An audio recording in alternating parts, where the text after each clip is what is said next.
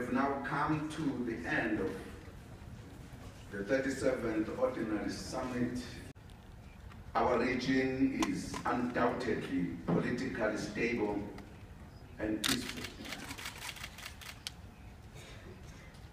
True to the key objectives of SADC, member states continue to implement critical programs of the organization, including the conduct of regular democratic elections.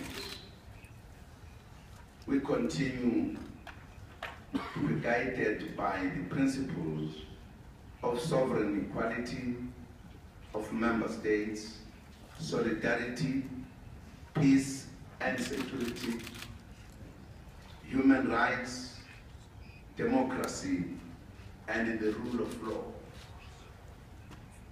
We bid forward to President Eduardo dos Santos of Angola, who is retiring. We also bid forward to President Seretse Khama Ian Khama of the Republic of Botswana, who is leaving office in April 2018.